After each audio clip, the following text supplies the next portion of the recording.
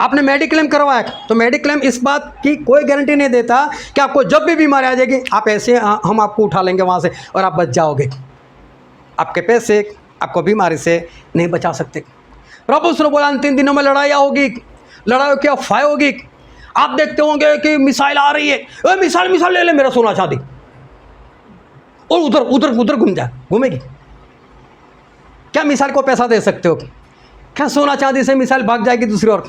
कोई आपके ऊपर बम डाल रहा है या आपके आसपास कहीं पर बम आ रहा है, क्या पूछ कर आएगा? क्या आप अपने पैसों से उस बम से या मिसाइल से बच सकते हो? क्या आप धरती को एडवांस में पैसे दे सकते हो कि भाई साहब जब भी आए मेरे घर को छोड़ देना, मैं तुझे इतना पैसा देता हूँ?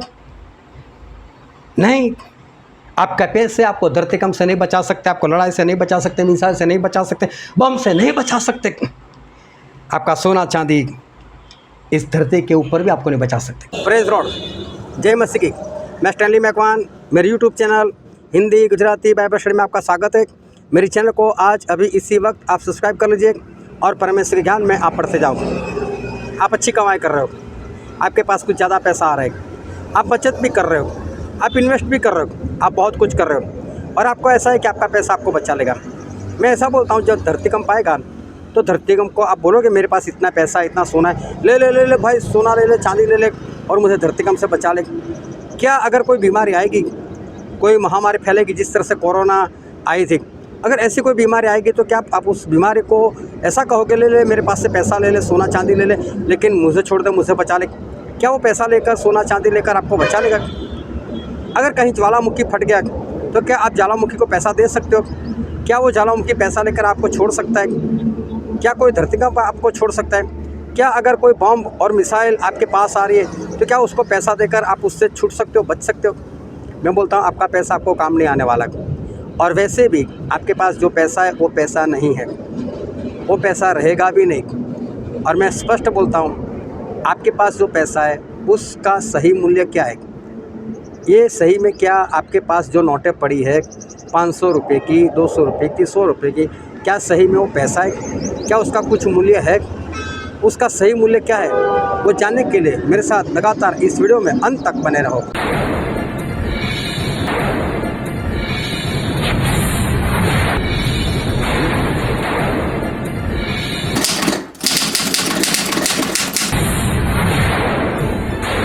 हालेलुया। आओ परमेश्वर के वचन की ओर चले और बाइबल से लूका रचित सुसमाचार उसका 17 अध्याय और 26 से लेकर 37 वचन तक। जैसा नूह के दिनों में हुआ था वैसे ही मनुष्य के पुत्र के दिनों में भी होगा। जिस दिन तक नूह जहाज पर न चढ़ा उस दिन तक लोग खाते पीते थे और उनमें ब्याह शादी होती थी। तब जल प्रलय ने आकर उन सबको नाश किया। और जैसा लूत के दिनों में हुआ था कि लोग खाते पीते, लेन देन करते, पेड़ लगाते और घर बनाते थे, परंतु जिस दिन लूत सदोम से निकला उस दिन आग और गंधक आकाश से बरसी और सबको नाश कर दिया। मनुष्य के पुत्र के प्रकट होने के दिन भी ऐसा ही होगा। उस दिन जो कोठे पर हो और उसका सामान घर में हो वह उसे लेने को न उतरे, और वैसे ही जो खेत में हो वह पीछे न लौटे। लूत की पत्नी को स्मरण रखो। जो कोई अपना प्राण बचाना चाहे वह उसे खोएगा, और जो कोई उससे खोए वह उसे जीवित रखेगा। मैं तुमसे कहता हूँ, उस रात को 2 मनुष्य एक खाट पर होंगे, एक ले लिया जाएगा और दूसरा छोड़ दिया जाएगा। 2 स्त्रियाँ एक साथ चक्की पीसती होगी, एक ले ली जाएगी और दूसरी छोड़ दी जाएगी। 2 जन खेत में होंगे, एक ले लिया जाएगा और दूसरा छोड़ा जाएगा। यह सुन उन्होंने उससे पूछा, हे प्रभु, यह कहाँ होगा? उसने उनसे कहा, जहाँ लोथ है वहाँ गीध इकट्ठे होंगे। परमेश्वर पिता का वचन हमारे बहुत ही आशीषित है और परमेश्वर पिता का वचन सच्चा है। और बाइबल में लिखा है, यदि सच्चाई को जानोगे तो सच्चाई तुम्हें आज़ाद करेगी। बहुत ध्यान से आज परमेश्वर के वचन को सुनते रहना और उसे ग्रहण करना, उसके अनुसार चलना, ताकि परमेश्वर के राज के आप वारिस बन सको। दुनिया के हालात जिसमें हम रह रहे अच्छे नहीं है। बाहर से बहुत कुछ सही दिखाई दे रहा है, लेकिन अंदर से काफ़ी कुछ हो रहा है और ज़्यादातर लोगों की निगाह इस धरती के ऊपर नहीं है। धरती पर क्या हो रहा है उस पर नहीं है। लोग अपनी मस्ती में है, लेकिन इस धरती के ऊपर बहुत कुछ हो रहा है। कुछ लोग मिलकर, बहुत कम लोग, कुछ लोग मिलकर वो पूरे वर्ल्ड पर राज करना चाहते हैं। और सुनने में अजीब सा लगता है कि पूरे वर्ल्ड में 195 कंट्रीज़, 195 देश एक, और लोगों को ऐसा लगता है क्या इतने सारे देश मिटाकर क्या कोई एक इंसान क्या पूरे वर्ल्ड पर राज कर सकता है? ऐसा मत समझो। सिकंदर बादशाह उससे प्रयत्न किया था और काफ़ी कुछ इसने जीत भी लिया था, चाहे वो सफल नहीं हुआ। लेकिन अगर बाइबल पढ़े तो बाइबल में नबूकदनेस्सर नाम का एक राजा हो गया, वो पूरे वर्ल्ड पर राज कर रहा था। उस वक्त जितने भी देश थे, क्या सभी देशों के साथ उसने लड़ाई नहीं की? क्या सभी देशों को उसने हराया नहीं? यहाँ तक कि परमेश्वर की प्रजा इज़राइल, उसके ऊपर भी तो उससे कब्जा कर लिया था, उसके राजा को मार दिया था, उसकी आंखें फोड़ दी थी। तो ऐसा नहीं है कि ऐसा नहीं होगा। कुछ लोग मिलकर इस धरती के ऊपर राज करना चाहता है और ऐसा हो सकता है। अगर नबूकदनेस्सर सफल हुए थे तो आज भी ऐसा हो सकता है। आज आपके पास जो पैसे हैं, चाहे बैंक में है, चाहे आपके घर में है, चाहे आपकी जेब में है, लेकिन मैं बोलता हूँ कि आपके पैसे वो आपके नहीं रहे। अगर बैंक में आपने पैसे रखे, कभी आप बैंक में लेने के लिए जाओ, उसको बोलो कि मेरा अकाउंट बंद कर दो और मेरे जितने पैसे उतने दे दो, देखो वो मना करेगा। अगर आप बने रहोगे वहीं पर तो हो सकता है वो बोले कल आओ, परसों आओ। आपके पैसे और आप उनके कहे अनुसार करोगे, वो बोलेगा बैठो, घंटा बैठो, अब घंटा बैठोगे। मैं बोलता हूँ आपके पैसे तो आपका अधिकार होना चाहिए ना, लाओ भी चाहिए मुझे, मेरा पैसा है, नहीं क्यों देते, चाहे जितने भी हो। लेकिन आज एक सच्चाई को समझ कर जाना कि सही में इस धरती पर क्या हो रहा है। बैंक में पड़े पैसे आपके नहीं है। आप जॉब करते हो और वहाँ पर आपका पीएफ कटता है, प्रोविडेंट फंड, कभी उठाने का प्रयत्न करना, क्या तुरंत दे देते वो लोग? पैसे तो आपके काट कर उन लोगों ने जमा किया, उठा कर बताओ, नहीं होता तुरंत। और जिनके पास पड़े वहाँ आपको बोला साहब साहब साहब मेरा काम करो, जबकि पैसे आपके। उसको सीधा बोला साहब क्या बोलते हो, लाए मेरा पैसा है। नहीं हो सकता ऐसा। इस हकीकत को जानो कि जिसको आप अपना पैसा समझते हो नहीं है। जो पेंशन मिलता है वो पेंशन भी आपका ही है, अपनी मर्जी से उठाने के लिए जाओ, नहीं होता ऐसा। मतलब आपके पैसे वो आपका नहीं रहा, आपकी कहीं पर नहीं चलती। इसका मतलब पैसे आपके और कंट्रोल किसी और का है। हालेलुया। झूठ लगे तो बताना, पैसे आपके हैं लेकिन कंट्रोल किसी और का है। अभी डिजिटल कैश का ज़माना चल रहा है। डिजिटल कैश मतलब जिसमें कोई है ही नहीं, पैसा ही नहीं है, बस एप्लीकेशन डाउनलोड करो, उसमें अपना पासवर्ड डालो, पिन नंबर डालो, बस वो बोल देता है कि आपके बैंक से पैसा निकल गया, इसकी बैंक में पहुंच गया। वो भी खुश, आप भी खुश, किसी ने आपको दे दिया, वो भी खुश, आप भी खुश। लेकिन ये सब कुछ इंटरनेट से चल रहा है और ना कोई पैसा लेता है ना कोई पैसा देता है, लेकिन फिर भी ट्रांसफ़र हो जाता है। इसको कहते हैं डिजिटल कैश। कुछ दिखाई नहीं देता लेकिन फिर भी हो रहा है। ये सब कुछ इंटरनेट के माध्यम से हो रहा है। और अभी बार बार ऐसी बातें बाहर आ रही कि सूरज से कुछ निकल कर, कोई पत्थर निकल कर या तो कोई तारा जलता हुआ वो इस धरती की ओर बढ़ रहा है। और उसके कारण ऐसा होगा कि जो सैटेलाइट से ये सारा इंटरनेट चलता है, हो सकता है उसको कुछ हानि हो जाए, वो जल जाए और इस धरती पर इंटरनेट बंद हो जाए। हो सकता है हफ्ते के लिए, 10 दिन के लिए उसको रिस्टोर करते करते टाइम लग जाए। लेकिन कभी साइंस को पढ़कर देखना, कभी भी ऊपर आसमान से कुछ भी जल कर आए, वो इस धरती पर कभी जल कर पहुँच ही नहीं सकता, वो बीच में ही राख हो जाता है। कितने सितारा आज तक गिरे, सितारा गिरते हुए देखा ना? कभी देखा आपने पृथ्वी पर आए जलता जलता? नहीं आता, वो जलकर भस्म ही हो जाता है। तो ऐसा कभी हो नहीं सकता। इन लोगों को करना है तो हो जाएगा। वो लोग बोलेंगे ऐसा हुआ, इंटरनेट बंद हो गया, और जब इंटरनेट रिस्टोर हो जाएगा तब पता चलेगा कि आपका बैलेंस तो रहा नहीं और आप कुछ भी नहीं कर सकते। अभी बाइक देखो, कार देखो, बाइक और कार में सॉफ्टवेयर आने लगे, और आपकी बाइक में या कार में कौन सा प्रॉब्लम है, शोरूम में लेकर जाओ, मालूम कैसे कैसे कहाँ कहाँ पर वायर लगाते, लैपटॉप पर देखते, और वो अपने आप बताए कि यहाँ पर ये कुछ गड़बड़ी, तो उसको सुधार लो। सॉफ्टवेयर से काम चलता है, और सॉफ्टवेयर किसी न किसी के तो कंट्रोल में होता है। आप ये मत समझो कि आप यहाँ पर स्विच ऑन करते हो और आपका बल्ब जलता है। इसकी मेन स्विच कहाँ पर है? जब चाहे काट सकते हैं कि नहीं, जब चाहे बिजली उड़ा सकते नहीं, ये आपके कंट्रोल में नहीं है। अभी अभी जो बाइक निकली, जो कार निकल रही है 2020 से, मेरे ख्याल से ABS 6 इंजन जो निकला सॉफ्टवेयर वाला, यही सब गड़बड़ी है। आप कहीं पर भी जाओ और वो लोग उस सॉफ्टवेयर को ऑफ़ कर दे या बंद कर दे, जो भी करे, लेकिन आपकी कार या आपकी बाइक बंद हो सकती है। कंट्रोल उनके हाथ में है। आपको ऐसा लगता है मैंने ख़रीद लिया, मेरे पास एक, मैं चाहूँ तब चालू कर सकता हूँ? नहीं।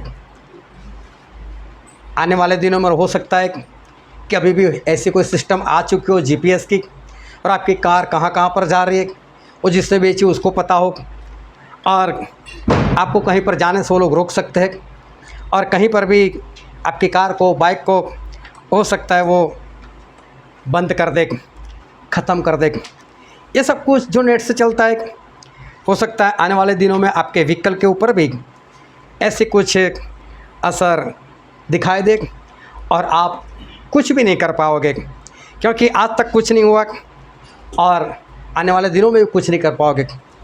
एक दिन ऐसा आया था, मेरे क्या 7-8 साल हो गए, रात के 8 बजे थे, नरेंद्र मोदी जी टीवी पर आए और उन्होंने बोल दिया आज रात 8 बजे से 500 रुपये की नोट और 1000 रुपये की नोट उस वक्त थी, बोले दोनों नोट बंद हो जाएगी। हो गई थी कि नहीं बंद? कोई कुछ कर पाया? किसी ने कुछ बोला? उसके बाद 2000 की नोट निकली, फिर उसके बारे में भी एक बार बोल दिया गया कि सितंबर 30 तारीख आखिरी, उसके बाद ये 2000 की नोट नहीं चलेगी। आप ध्यान से समझ कर जाना कि परमेश्वर आपको क्या कहने के लिए जा रहे हैं। मैं कोई इन्फॉर्मेशन आपको नहीं दे रहा हूँ, अंतिम दिनों के लिए मैं सिर्फ आपको तैयार करना चाहता हूँ। मैं बोलता हूँ चाहे प्रधानमंत्री हो, चाहे फाइनेंस मिनिस्टर हो, चाहे RBI हो, क्या वो ऐसा कर सकते हैं? क्या ऐसा कोई कानून है?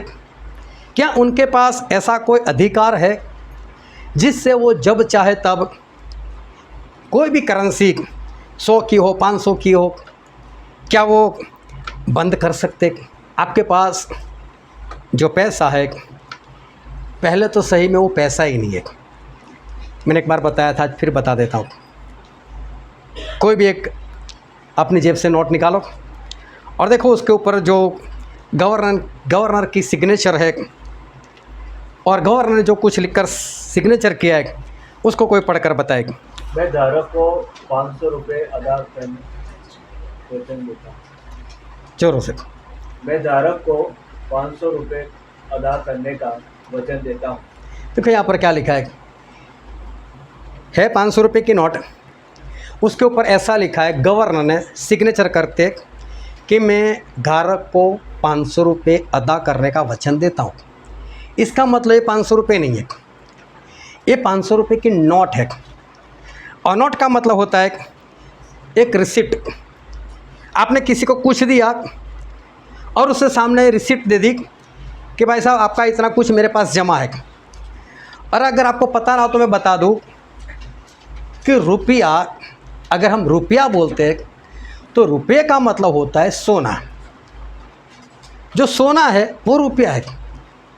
आप जब सोना रखने के लिए जाते हो तो उसके सामने ये लोग नोट बना कर देते कि भाई साहब आपका इतना सोना हमारे पास जमा है। 500 रुपये, मतलब 500 रुपये का जो सोना बनता है वो सोना हमारे पास जमा है। ये एक नोट है, ये रुपया नहीं है, ये नोट है। 500 रुपये की एक नोट छपने का जो खर्च आता है वो सिर्फ 3 रुपये है। ये जो आपके पास कागज़ है उसकी कीमत देखने जाओ तो सिर्फ 3 है। अगर उसके ऊपर ऐसा लिखा है कि मैं ग्राहक को 500 रुपये अदा करने का वचन देता हूँ, इसका मतलब एक नोट है कि जिसमें ये बताया गया है कि आपके इतने पैसे हमारे पास जमा है। अभी ध्यान से समझना, सोना हम रखने के लिए नहीं जाते, हमारे बदले में कोई और सोना रखने के लिए जाता है। अभी ध्यान से समझना, आपके पास जो भी 500 रुपये की नोट है, 100 की नोट है, 50 की नोट है, अगर बाई चांस वो जल गई तो कुछ मिलेगा उसका? आप वहाँ जाकर बताओ भाई साहब मेरी नोट जल गई, कुछ होगा? चलो फट जाए तो, अगर ऐसे इस तरह से फट जाए, 15-20 टुकड़े हो जाए उसके, क्या उसका कोई मूल्य रहेगा? कुछ नहीं रहेगा। चल आ जाओ भाई, आप आगे आ जाओ। तो चप्रिंगल भाई आप भी खड़े हो जाओ। अभी समझना कि पैसा क्या है, ये नोट क्या है, आप इसको समझना। ये दो लोग यहाँ पर है। अभी समझ लो राजू भाई, लो ये मोबाइल इनको दे दो। हाँ, अभी समझो ये इसके बदले में एक रिसिप्ट देते कि आपका मोबाइल मेरे पास पड़ा है। इन्होंने मोबाइल दिया, बदले में इन्होंने एक रिसिप्ट दे दी। देखो ये रिसिप्ट दे दी कि आपका मोबाइल मेरे पास जमा है। समझ लो ये इन दोनों के बीच में हो गया। अभी ये क्या प्रिंगल भाई राजू भाई को नहीं जानते तो क्या मोबाइल लेंगे? हो सकता है चोरी का हो, पहचान तो है ना उनकी, तभी मोबाइल रखा। अभी इन्होंने इनको रिसिप्ट दे दी। उन्होंने इनको क्यों दिया? भरोसा है कि भाई साहब अच्छे है, इनका चाल चलन अच्छा है, समाज में इनकी इज्जत है, इनकी आवाज़ बढ़िया है, तो चलो इनके ऊपर भरोसा, दे दिया इनको मोबाइल। अभी ये राजू भाई उनके हाथ से ये जो पर्ची है, नोट है, वो गिर गई। कहाँ पर गिर गई मालूम नहीं, खो गई। मैं बोलता हूँ प्रिंगल भाई इनको मोबाइल देंगे या नहीं देंगे? ले कैसे दोगे? ध्यान से समझो, इस बात को ध्यान से समझ तक। एक भरोसा है कि मैंने इनके पास से लिया था और मैंने बदले में दिया था। अभी चलो रिसिप्ट खो नहीं गई इनसे, ये इनके पास आए और जब रिसिप्ट देने के लिए जा रहे थे, ठंड का मौसम था और ये आग सेक रहे थे। लो प्रिंगल भाई रिसिप्ट, और रिसिप्ट गिर गई हाथ में से और नीचे जाकर चूल्हे में जल गई। तो क्या ऐसा बोलेंगे नहीं मुझे तो वही रिसिप्ट चाहिए? पहचान तो है ना, तो देंगे कि नहीं? हालेलुया। अभी मैं बोलता हूँ कि आरबीआई के गवर्नर ने कुछ लिख कर दिया और आपसे वो नोट फट गई, आपसे वो नोट जल गई या गिर गई, वो लोग मानेंगे? इसका मतलब आरबीआई वाले से ईमानदार तो ही है। समझ में आ रहा है? आपसे खो गया, वो नहीं देने वाले। लाओ हमारे पास नोट लाओ तो ही हम तो देंगे सोना, नहीं तो हम नहीं देंगे। अभी समझना बात को कि आपके पास जो पैसा है वो सेफ नहीं है। अगर आपसे गिर गया तो बदले में आपको कोई कुछ नहीं देने वाला। अगर आपसे फट गया तो बदले में आपको कुछ नहीं मिलने वाला। अगर वो पैसा जल गया, मैं बोलता हूँ सोना तो वहाँ पर रखा ही है ना, उसको कहाँ गायब किया? वो तो रिसिप्ट गायब हो गई, फट गई, जल गए, होने को कुछ भी हो सकता है। सोना तो वहाँ पर है ही ना सुरक्षित, देना चाहिए कि नहीं देना चाहिए? लेकिन वहाँ पर ईमानदारी नहीं है, नहीं मिलेगा वो। अब ध्यान से समझो, आपको ऐसा लगता है कि ये सब कुछ सही में जैसा है वैसा अच्छा है, चल रहा है। लेकिन सही में ये बात ऐसा नहीं है। आप आज भी चले जाओ आरबीआई के पास, उनको जाकर 500 की नोट देकर बोलो कि आपने यहाँ पर ऐसा लिख कर दिया है कि मैं ग्राहक को 500 रुपये अदा करने का वचन देता हूँ, लाओ मेरे 500 रुपये लाओ। क्या वो देगा? आप 10 लोग चले जाओ तो भी नहीं देगा। लेकिन मैं बोलता हूँ अगर 1 लाख मिलकर चले जाओ तो 1 लाख की पब्लिक वहाँ पर चली जाएगी तो फिर तो उनको कुछ करना पड़ेगा ना, क्योंकि कानूनी उन्होंने लिख कर दिया है। इसको बोलते एफिडेविट। ये जो इन्होंने लिख कर दिया ना वो है एफिडेविट है, और एफिडेविट कभी भी कोई भी इंसान नहीं बदल सकता। एक बार उन्होंने जो लिख दिया, एफिडेविट करवा दिया, बात ख़त्म हो गई, आप उसको बदल नहीं सकते। तो ध्यान से समझो, जिसको आप पैसा समझ रहे हो वो है एक नोट, आपके पैसे की एक रिसिप्ट है, और वो पैसा कहीं पर आपका रखा हुआ है, लेकिन आपको नहीं पता। आज मालूम है 1 तोला मतलब 10 ग्राम सोने का रेट कितना है? 98,000। सही में मैं बोलूँ, सही में रेट कितना है? 150 रुपये बस। सही में 150 रुपये। सोचो, आप लोग खेत में काम कर रहे थे, 2 लोगों का खेत है, दोनों के पास 1-1 बीघा खेत है, और एक इंसान अपने खेत में चावल लगाता है और दूसरा अपने खेत में दाल लगाता है, तूर की दाल। दो में से रेट किसका ज़्यादा है? तूर की दाल का रेट ज़्यादा रहता है, क्योंकि 1 किलो चावल उगाने में जितना खर्च लगता है उतना खर्च अगर दाल में लगा दो तो सिर्फ आधा किलो दाल आती है। इसका मतलब ये हुआ कि अगर आपको आधा किलो दाल चाहिए तो आपको उसको क्या देना पड़ेगा? 1 किलो चावल, क्योंकि जितनी ऊर्जा जितना खर्च 1 किलो चावल में लगता है उतना ही खर्च आधा किलो दाल में लगती है। तो 1 किलो चावल मतलब आधा किलो दाल। वो आज जाओ चाहे 10 साल के बाद जाओ चाहे 20 साल के बाद, खर्चा इतना ही होगा ना। अगर आज डबल है दाल में खर्चा तो 10 साल के बाद भी डबल ही खर्चा होगा, खाद पानी वगैरह जो भी हो। इसका मतलब 10 साल के बाद ही 1 किलो चावल में ही आधा किलो दाल मिल सकती है। तो इसका मतलब आज और 10 साल के बाद महंगाई बढ़नी चाहिए, क्योंकि वो तो 1 किलो और आधा किलो सेम ही रेट रखता है। महंगाई कुछ भी नहीं है, ये धोखा है, ये धोखा है। बरसों पहले पैसा नहीं चलता था, बरसों पहले लोग इसी तरह से खरीदारी करते थे, एक चीज़ देकर दूसरी चीज़ खरीदते थे, और उस वक्त इस तरह से इसको नापते थे कि क्या करने में कितना खर्च लगता है, कितनी ऊर्जा लगती है। और 150 रुपये मतलब 1 तोला सोना, 1 तोला सोना मतलब 150 रुपये खर्च लगता है बस। अभी उसका रेट कभी भी इस तरह से बढ़ना नहीं चाहिए, लेकिन जो कुछ हो रहा है वो ना आपको मालूम है ना किसी और को समझ है। जैसे होता है ऐसे लोग चलते रहते। कल उठकर अगर ये बोल दे कि सोने का रेट गिर गया तो मैं बोलता हूँ गिराने वाला कौन है? कोई तो एक इंसान होगा जो सब बोलेगा अभी गिरा दो। कहाँ से होता है ये सब कुछ? कभी हमने जानने का प्रयत्न किया? हम अंतिम दिनों में है और बहुत कुछ हो रहा है। अभी सोचो कि आपका सोना रखा और उसने एक नोट लिख कर दी, रिसिप्ट लिख कर दी कि आपके 500 रुपये हमारे पास जमा है, जब भी आप आओगे मैं ग्राहक को ये 500 रुपये अदा करने का वचन देता हूँ। और प्रिंगल भाई ने लिख दिया कि मोबाइल में अदा कर दूंगा। अभी 2 महीने के बाद ऐसा वो रिसिप्ट कैंसिल कर सकते? क्या ऐसा अधिकार है किसी के पास? ये अधिकार ही नहीं है किसी के पास, ना प्रधानमंत्री के पास, ना किसी राष्ट्रपति के पास, किसी के पास ये अधिकार है ही नहीं। आपने हमें लिख कर दिया, आपने एफिडेविट दी और आप बोलते हो कि कुछ नहीं। ये बंद आज से कैसे हो सकता है? हमारा पैसा अचानक से कागज़ कैसे हो सकता है? लेकिन सब कुछ चल रहा है।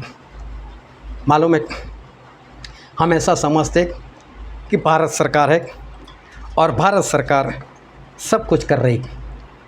जो पुलिस वाले होते, आप देखना रात में कभी भी कहीं पर भी जाओगे, अगर पुलिस वाले आप देखें तब कल्टी मार लोगे। डर लगता है पुलिस वाला आगे।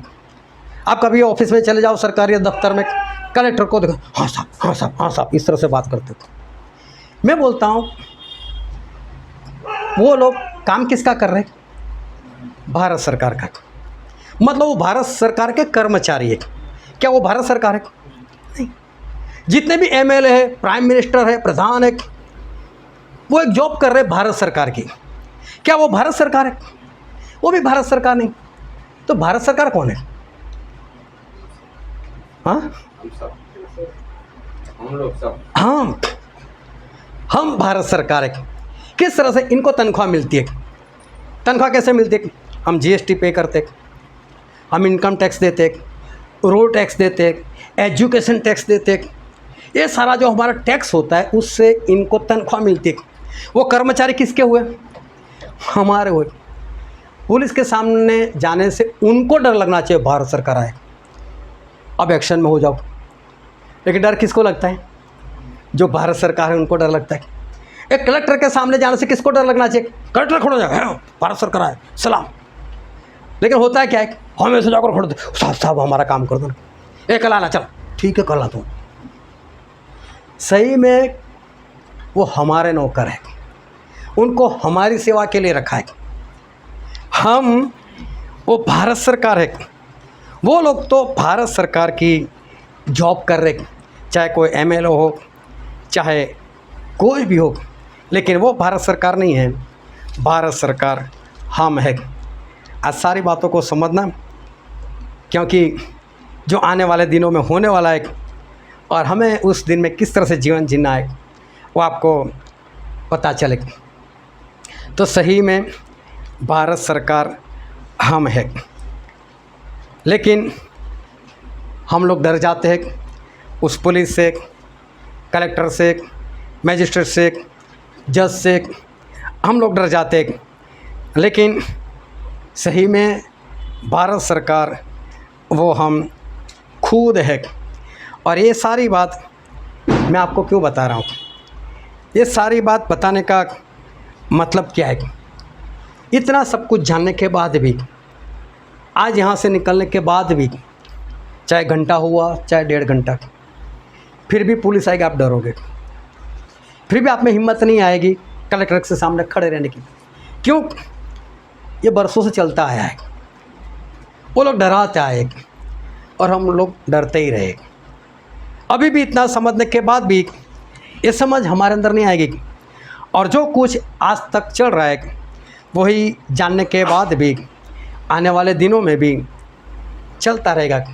ये तो सिर्फ मैंने आपको बताना चाहा कि पैसा सही में है क्या, सोने का रेट सही में है क्या, महंगाई सही में है क्या, और जितने भी सरकारी कर्मचारी है वो है क्या। मैं आपको बताना चाहता हूँ कि आपके पैसे वो आपके पास भी सेफ नहीं है। फिर भी आज पैसों की लालसा कितनी है, पैसों की लालच कितनी है। हमने एक गाना गाया था, लोभ लालच से मुझे बचाना। देखो वो तो गाते गाते आनंद आता है ना। शब्द समझ कर कौन गाता है? और कोई चुप भी नहीं होता। मेरे अंदर कौन सी लालच है? मैंने गाऊंगा, मेरे पास लालच ही नहीं है, मैं क्यों गाऊँ वो शब्द? लेकिन सभी गाते, इसका मतलब क्या है? धन संचय ना करो चोरी हो जाएगा। फिर भी है तो सही, बढ़ते तो है, इकट्ठा तो करते ही हम लोग, जबकि वो सेफ नहीं है, वो हमारा भी नहीं है। कभी भी हमारे पास से उसका कुछ भी हो सकता है। और आज मैं जो बात बताने वाला हूँ उसको अच्छे से समझना। और ना ही ये बात मैं किसी को सुनाने के लिए बताने वाला हूँ, कोई मत समझना मुझे सुना रहा है। और अगर किसी को ऐसा लग जाए तो जो भी खाना है, रोटी हो तो 2 रोटी ज़्यादा खा लेना, चावल हो तो 2 चम्मच चावल ज़्यादा खा लेना। लेकिन ना मैं किसी को सुनाने के लिए कह रहा हूँ, ना ही किसी को लूटने के इरादे से मैं कह रहा हूँ। लेकिन एक सवाल मैं आपको पूछना चाहता हूँ, जो बाइबल में एक 10 मास की बात की, एक 10 मास। आपको जवाब देना है मुझे, 10 मास परमेश्वर का है या नहीं है? आया ना बोलना जोर से, 10 मास परमेश्वर का है या नहीं है? चलो 10 मास परमेश्वर ने अपने सेवकों के लिए रखा है कि नहीं? नहीं। चलो मैं बोलता हूँ, फिर भी ईमानदारी से देने वाले कितने लोग? जो भी आप कमाई करते हो उसका 10 मास ईमानदारी से देने वाले कितने? 10 मास दान नहीं है। हमने पिछली बार सीखा था कि 10 मास क्या है? परमेश्वर का हिस्सा है। परमेश्वर हमारे साथ पार्टनर है, वो हमें ज्ञान देते हैं, समझ देते हैं, बुद्धि देते हैं, हमें चंगाई देते हैं, तब हम ये काम कर पाते हैं। जो भी कमाए हम इसीलिए कर पाते हैं। बदले में वो ऐसा बोलते हैं कि 10% वो मेरा है। तो जो 10 मास है वो दान नहीं है।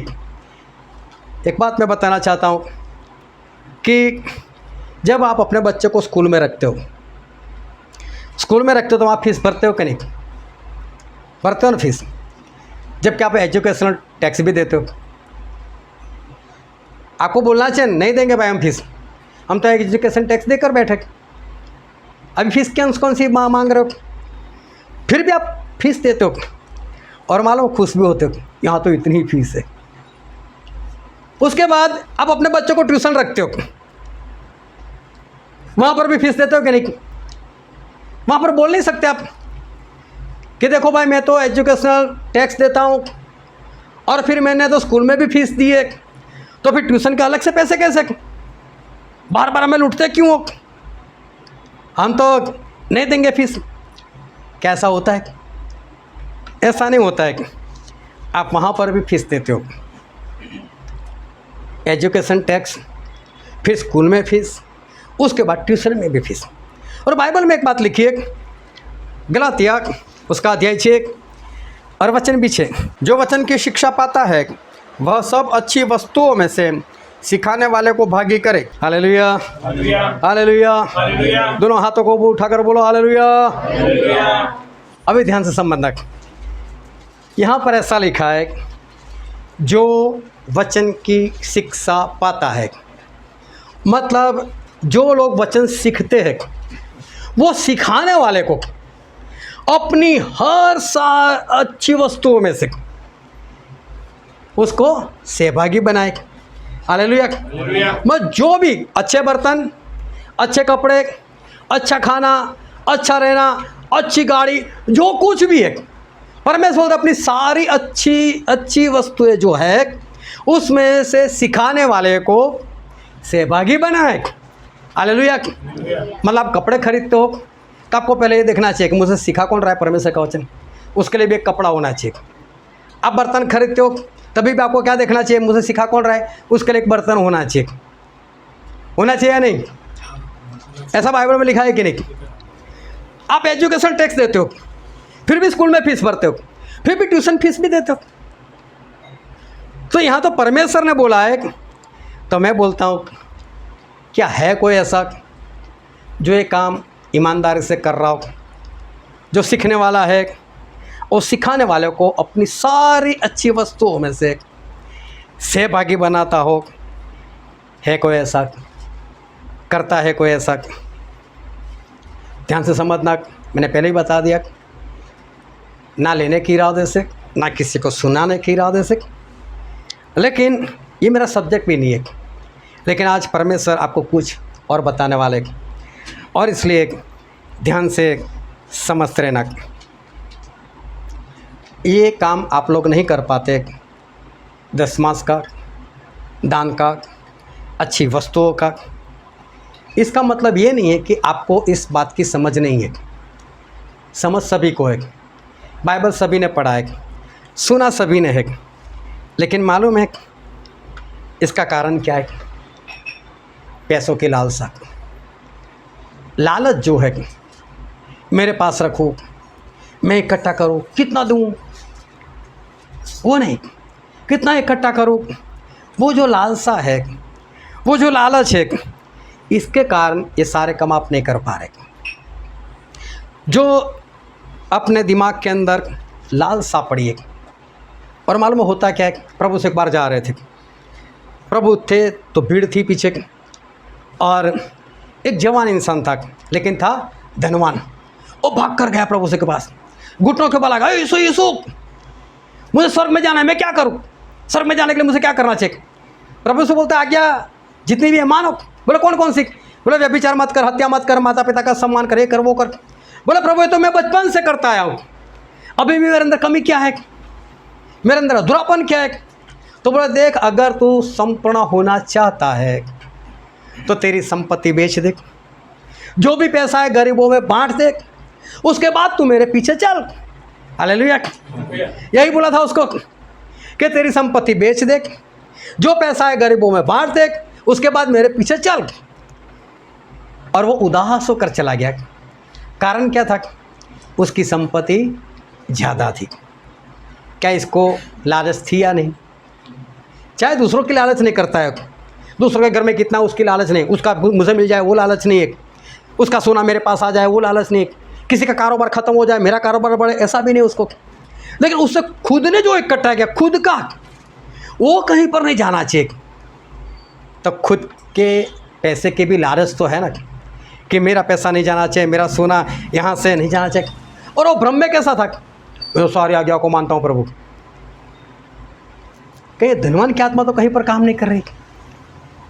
मैं तो ये करता हूँ, मैं तो वो करता हूँ, मैं तो संगति में जाता हूँ, मैं तो प्रभु बोध लेता हूँ, मैं तो उपवास कर लेता हूँ, मैं ये करता हूँ, मैं वो करता हूँ। लेकिन खुद का जो है उसको अगर परमेश्वर के लिए छोड़ नहीं सकते, दे नहीं सकते, तो ये धनवान वाली आत्मा कहीं आज काम तो नहीं कर रही।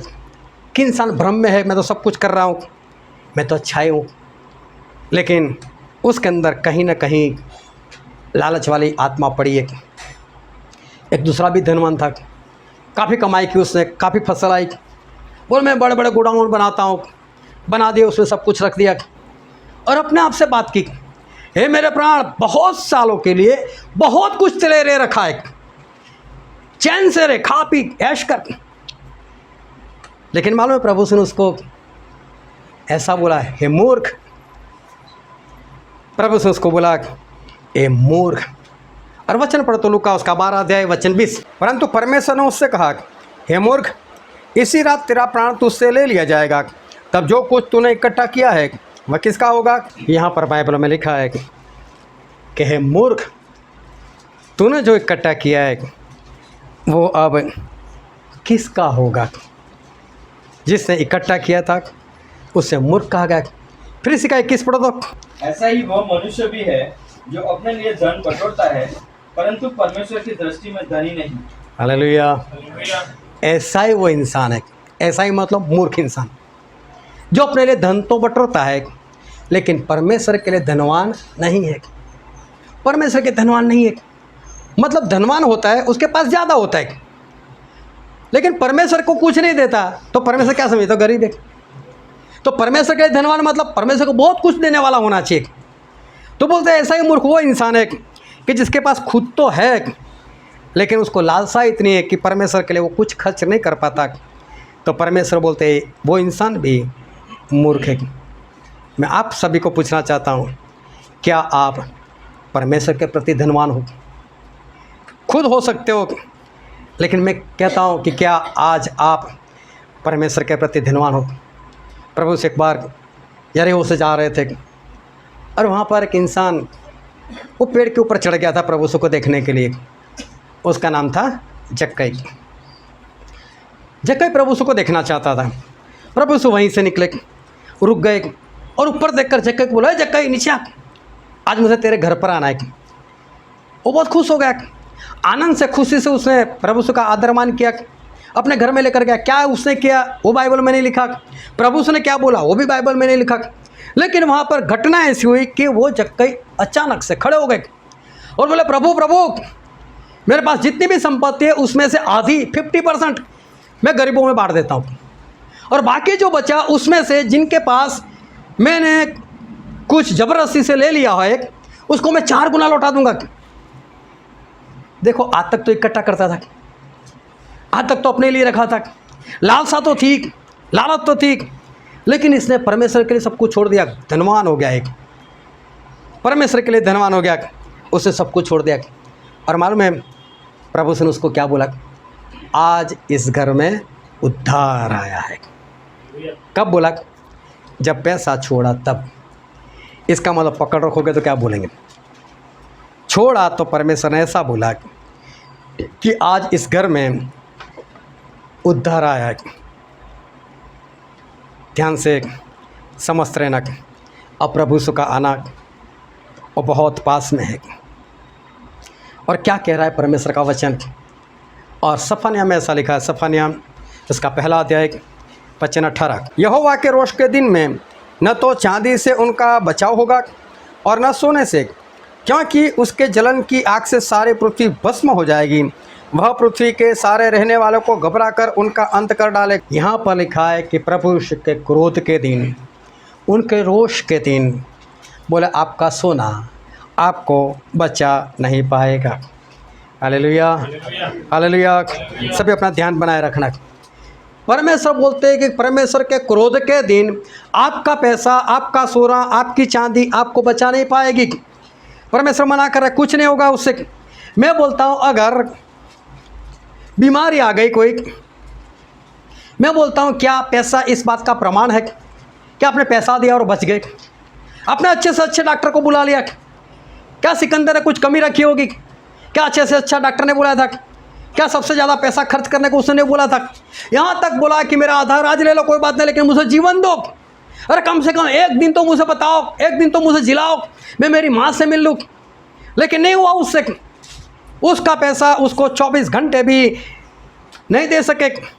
मैं बोलता हूँ पिछले दिनों में कोरोना के वक्त इटली जो मेडिसिन में 2 नंबर पर आता है पूरे वर्ल्ड में, सेकंड नंबर मेडिसिन में उसका लगता है। और वहाँ पर सबसे ज़्यादा मौत हुई थी कोरोना में फर्स्ट टाइम। और वहाँ पर रहने वालों ने अपने पैसे रोड पर फेंक दिए थे। बोले जब हमारे पैसे हमको काम नहीं आ रहे, हमारे पैसे हमको जीवन नहीं दे रहे, पैसे क्या काम के, फेंक दिए थे उन्होंने। आपके पैसे इस धरती के ऊपर की मैं बात कर रहा हूँ, कोई गारंटी नहीं कि आपको बीमारी से बचा सकते। उन लोगों ने पैसे फेंक दिए। मेरा करीबी रिश्तेदार कोरोना के वक्त छानी में जो अस्पताल है सत्यम, वहाँ पर 10 लाख रुपए खर्च कर दिया। कोरोना कर रखा, 10 लाख रुपए खर्च कर दिया, कुछ नहीं हुआ। 10 लाख खर्च करने के बाद एसएसजी में चले गए। वहाँ पर मालूम नहीं कितना खर्च हुआ कितना नहीं, लेकिन ख़त्म हो गए। पैसा इस बात का प्रमाण नहीं है कि आपके पास पैसे हो गए तो बीमारी में बच जाओगे। कई लोग बोलते हैं आयुष्मान कार्ड बनाओ। आयुष्मान कार्ड आयुष्य नहीं दे सकता, वो तो सिर्फ कार्ड है, वो आपको आयुष्य नहीं दे सकता। आपके पास कितने भी पैसे हो, आपने मेडिक्लेम करवाया तो मेडिक्लेम इस बात की कोई गारंटी नहीं देता कि आपको जब भी बीमारी आ जाएगी आप ऐसे हम आपको उठा लेंगे वहाँ से और आप बच जाओगे। आपके पैसे आपको बीमारी से नहीं बचा सकते। प्रभु ने बोला अंतिम दिनों में लड़ाइयाँ होगी, लड़ाइयों की अफवाह होगी। आप देखते होंगे कि मिसाइल आ रही है, मिसाइल ले ले मेरा सोना चांदी, और उधर उधर उधर घूमेगी। क्या मिसाइल को पैसा दे सकते हो? क्या सोना चांदी से मिसाइल भाग जाएगी दूसरी ओर? कोई आपके ऊपर बम डाल रहा है या आपके आसपास कहीं पर बम आ रहा है, क्या पूछ कर आएगा? क्या आप अपने पैसों से उस बम से या मिसाइल से बच सकते हो? क्या आप धरती को एडवांस में पैसे दे सकते हो कि भाई साहब जब भी आए मेरे घर को छोड़ देना, ले मैं तुझे इतना पैसा देता हूँ? नहीं, आपका पैसे आपको धरती कम से नहीं बचा सकते, आपको लड़ाई से नहीं बचा सकते, मिसाइल से नहीं बचा सकते, बम से नहीं बचा सकते। आपका सोना चांदी इस धरती के ऊपर भी आपको नहीं बचा सकते। परमेश्वर प्रभु ने बोला कि मेरे नाम के कारण लोग आपसे बैर रखेंगे। मैं बोलता हूँ जब आपका सताव हो, कहीं पर कोई मारने के लिए आ जाए, उनको पैसा दे देना, क्या भाग जाएंगे वो? मनुष्य हमारे समान तो भी नहीं भागेंगे, नहीं देखेंगे आपका सोना चांदी। मैं बोलता हूँ जब सोना चांदी पैसा आपको बचा नहीं सकता तो इतनी लालच क्यों? इसकी इतनी लालच क्यों? इसको छोड़ दो, इस लालच को छोड़ दो, वरना मरना पड़ेगा। प्रभु ने बोला कि मेरे आने के दिन उस नूह के दिन के समान है। और आज जो वचन पढ़ा लूका उसका 17 अध्याय 26 से लेकर 37 वचन, और वहाँ पर यही बात लिखी हुई है। और प्रभु यीशु का आना उस लूत के ज़माने के समान है। उस वक्त नूह 500 साल के थे और परमेश्वर ने ऐसा बोला, नूह तो अपने लिए जहाज बना के। आज अभी सीरियस हो जाना, हम हमारे सब्जेक्ट और रखें और गंभीर हो जाना कि परमेश्वर आपको क्या कहना चाहते हैं। पिछले कई बार आपको ये अनुभव हुआ है, लेकिन यह सर आपको सिर्फ ज़्यादा से ज़्यादा 24 घंटे रहती है। आज अच्छे से सुन लेना। परमेश्वर ने नूह को बोला कि नूह तो अपने लिए जहाज़ बना, और नूह थे 500 साल के। उन्होंने जहाज़ बनाना शुरू कर दिया। जहाज़ बनाते गए और उनके लिए ऐसा लिखा है कि धर्म का उपदेशक, आज्ञाकारी का उपदेशक नूह लोगों को ये सिखाते थे उस वक्त कि परमेश्वर की आज्ञाकारी करो तो बचाए जाओगे, परमेश्वर की आज्ञाकारी करो तो बचाए जाओगे। क्योंकि लोग आगे पूछते थे, ए नूह ये क्या कर रहा है? नूह बोलते थे मैं जहाज़ बना रहा हूँ। तो वह जहाज़ बना रहे तो फिर ऐसा यहाँ पर क्यों बनाता है? समुद्र के पास जा। बोले नहीं, आसमान से बरसात आने वाली है, बाढ़ आने वाली है, और इसलिए मैं यहीं पर बना रहा हूँ। लोगों को हंसी आई, लोगों ने ठट्ठा किया, लेकिन नूह लोगों को सिखाते रहे कि देखो भाई साहब बच जाओ। एक दिन नहीं, 2 दिन नहीं, 1 साल 2 साल नहीं, 100 साल तक ये नूह सिखाते रहे। 100 साल में ये जहाज़ बन गया।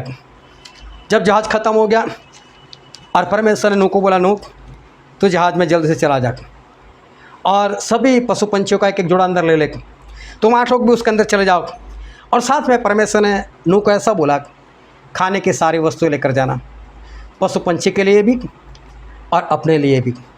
लेकिन परमेश्वर ने नूह को ये नहीं बोला था, नूह पैसा लेकर जाना, सोना चांदी भी लेकर जाना, ये नहीं बोला था, सिर्फ खाने को लेकर जाना ऐसा बोला था। अभी नूह जहाज़ में चले गए। मालूम है किसको? नूह जहाज़ में चले गए उसके कितने दिन बाद बरसात शुरू हुई थी? 7 दिन के बाद नूह जहाज़ में चले गए और 7 दिन के बाद बरसात शुरू हुई।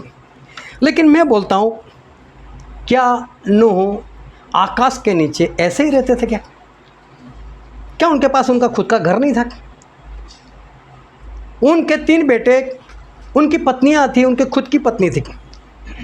ये सभी के लिए अलग अलग कमरे होंगे कि नहीं? ज़्यादा नहीं, लेकिन कम से कम 4 BHK तो था उसके पास। ये घर उसे छोड़ा कि नहीं? कहाँ जाने के लिए? जहाज में जाने के लिए। उसके घर की कुछ तो वैल्यू होगी, कुछ तो कीमत होगी। उसने घर छोड़ा या नहीं छोड़ा? नूह ने अपना घर छोड़ा। लेकिन बाकी के लोग नाश हो गए। मैं बोलता हूँ, बाकी के लोग क्यों नाश हो गए? बाकी के लोगों के पास बचने का पूरा वक्त था। मैं 100 साल की बात नहीं कर रहा। नूह जहाज में चले गए, उसके बाद की मैं बात कर, तभी भी ये लोग बच सकते थे। क्यों? बरसात आया, ऐसे ही जहाज ऊपर उठ गया। बरसात आया, वैसे ही पानी भर गया। क्या 2-3 दिन तो लगे होंगे। पहले दिन तो नहा कर इन लोगों ने आनंद किया होगा, मज़ा आया होगा। फिर उनको याद आया होगा, हाँ यार उन्होंने तो ऐसा बोला था बरसात आएगा, यही बरसात है। बरसात तो रुक नहीं रही, पानी जमा हो रहा है। क्या दूसरे दिन इतना पानी हो गया होगा कि ये लोग डूबकर मर जाए? नहीं। क्या तीसरे दिन इतना पानी था कि डूबकर मर जाए? नहीं। क्या 3 दिन के पानी में जहाज ऊपर तैरने लगने वाला था? नहीं। जहाज अभी भी वहां पर था। क्या ये लोग भागकर उस जहाज में नहीं बैठ सकते थे? गए हो गए कि नहीं? लेकिन दरवाजा खुला, कोई जहाज पर रुक सका? हालेलुया। 7 दिन पहले जाना है। ये लोग क्यों नहीं गए? घर छोड़कर जाए। बरसात ना आया तो हमारा घर छोड़ दे, हम हमारा सोना चांदी वहां पर रखा जो जमा किया वो उसको छोड़ दे।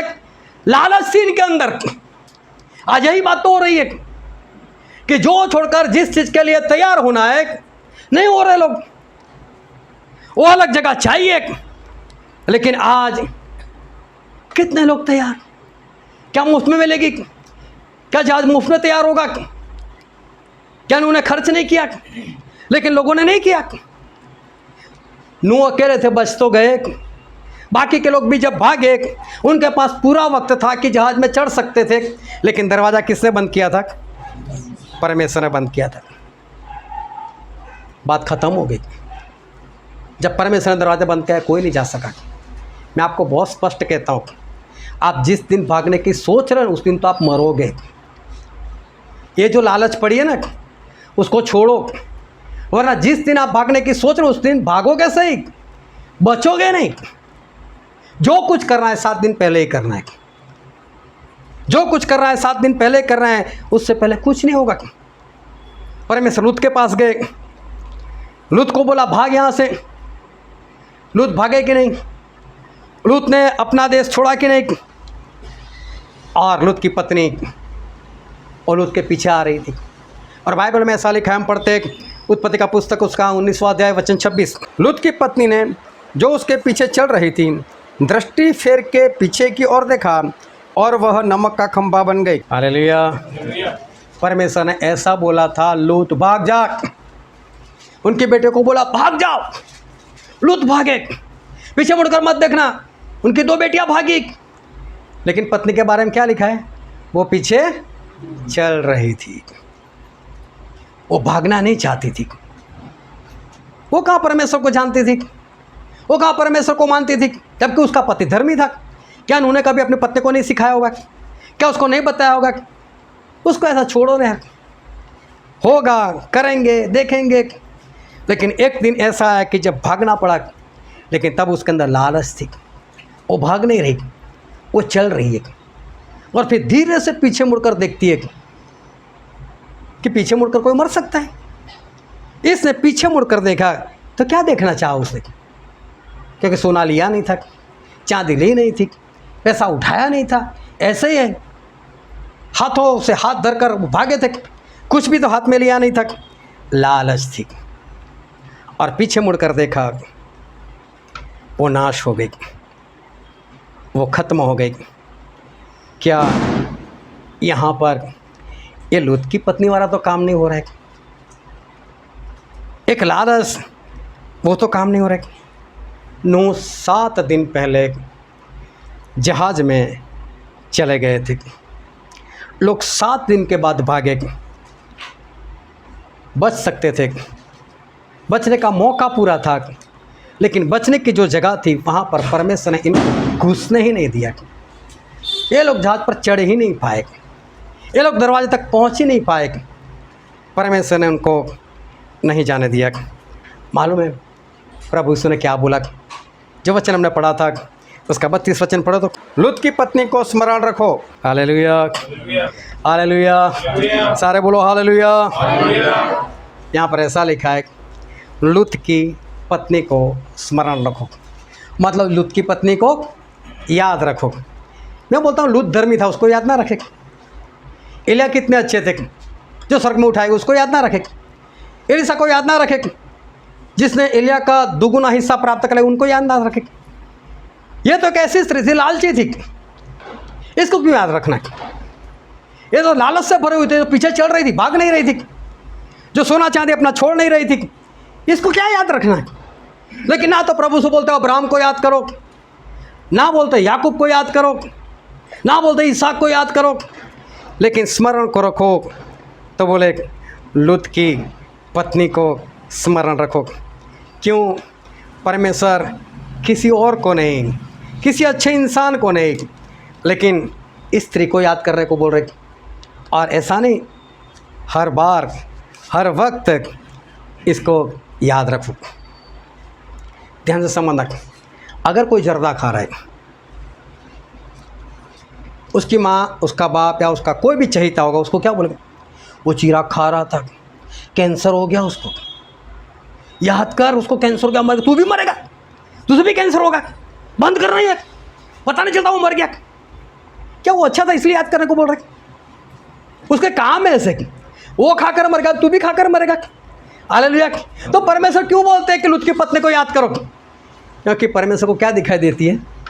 लूत की पत्नी दिखाई दे रही है, लालची लोग दिखाई दे रहे हैं, जिनके अंदर लालच भरा है, ऐसे लोग दिखाई दे रहे। इसलिए परमेश्वर ऐसा कहते हैं कि लूत की पत्नी को याद करो।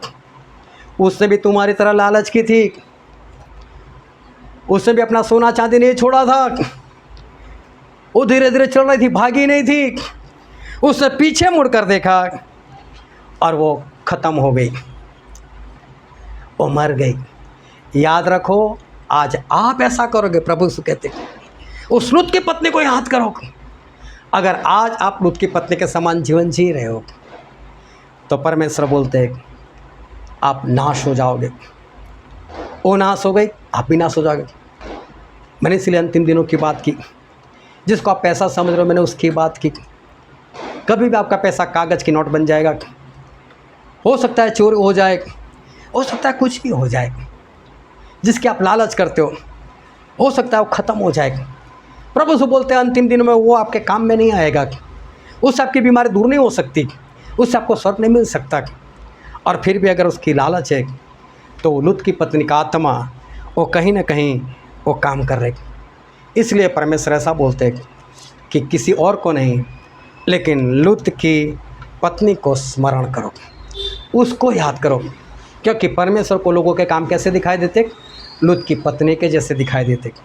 इसलिए प्रभु बोलते हैं कि लूत की पत्नी को याद करो, वो नहीं बचाई गई तो आप कैसे बचाए जाओगे? उसको याद करो। तो याद कर कर क्या करना है? क्या लूत की पत्नी के समान मरना है? नहीं। तो करना क्या है? लूत के समान करना है, भाग जाओ, छोड़कर भाग जाओ। क्या करना है? नूह के समान करना है। क्या किया था उन्होंने? हफ्ते पहले ही चले गए एक सेफ जगह पर, जो परमेश्वर ने बोला था। आज भी वही परमेश्वर है, आज भी नूह के परमेश्वर जिंदा है। आज भी वो कह रहे हैं कि एक सेफ जगह पर चले जाओ।